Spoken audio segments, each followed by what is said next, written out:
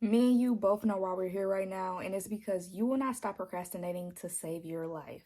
Yeah, I know you may work well under pressure or you get assignments done on time even though you do them the night before, but that's stressful. And that teacher assigned you that assignment 2 months ago and you decided to do it the night before. Why is that? And I've been there before. I have literally done essays 2 hours before they were due.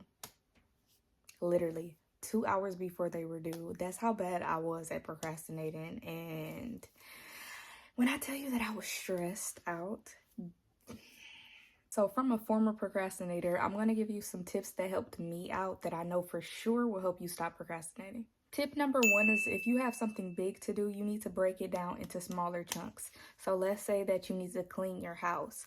You want to break that down by room. So maybe you can start with the bathroom first, you can start with the kitchen first, the bedroom first. Whatever is the easiest task, you want to do that task first. And this can apply to assignments too. So let's say that you have multiple assignments that you need to do the easiest assignment first and then do the hardest thing last, because if you start with the hard stuff first, it may discourage you a little bit to keep going, and you may start procrastinating because you're thinking in the back of your head like, this is too hard and I don't really have the focus to do this right now because it's too much. So you want to start with the easiest task first. Tip two is to find somebody that can hold you accountable of what you need to do. You need to find somebody that you can tell what you need to do and when you need to do it by. And make sure that it's somebody who will literally hold you accountable and won't forget about what you needed to do, or won't just be like, okay, well, you can do it tomorrow if you tell them that you don't feel like doing it. You need somebody that will literally force you to do what you need to do.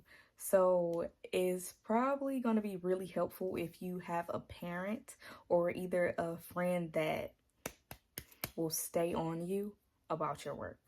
Tip three is to get rid of everything that's distracting you from doing what you need to be doing. Whether that's your phone, whether it's the TV, whether it's the iPad, the video game, whatever is distracting you, you need to get rid of it in order to do what you need to do. And if it's a situation where you can do what you need to do outside of the house, so let's say that you have a homework assignment and you just can't stay at home to do it and you need to get out of your house in order to focus, you need to do that. For me, my biggest distraction was my phone. I literally needed to have my phone in a whole different room while I did my homework or while I did whatever I needed to do, because every 5 minutes I'll tell myself like, oh, I need a break. I need a break. I'm about to go scroll on TikTok. I'm about to scroll on Instagram. And eventually my little breaks turned into me not doing what I needed to do. So yeah, make sure you get rid of those distractions as soon as possible. Tip four is to make sure that you take breaks in between what you're doing so you don't get overwhelmed. So let's say you want to clean the house or you want to do your homework. Give yourself like a 45-minute to an hour time frame of trying to complete the task. And then if you start feeling yourself getting tired or feel yourself needing to take a break and you need to refocus, get up, take a quick break. Like, and when I say take a quick break, do not go over 5 minutes, because I feel like once you start getting to that 5-minute mark, you start questioning if you want to go back to doing what you was doing.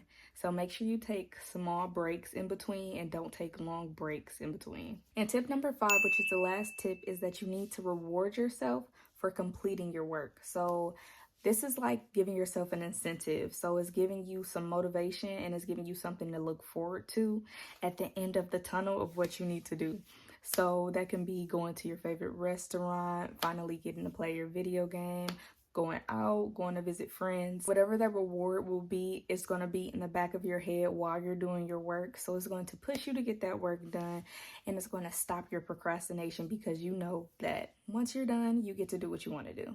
So that is it for the tips, and hopefully these tips will help you stop procrastinating, or at least help you stop procrastinating as much as you're doing it. And if you need somebody to hold you accountable and you don't have anybody to hold you accountable, feel free to send me a DM, because I will for sure hold you accountable for whatever you need to do. Don't forget to like this video and subscribe to my channel, and I will see you guys in the next video.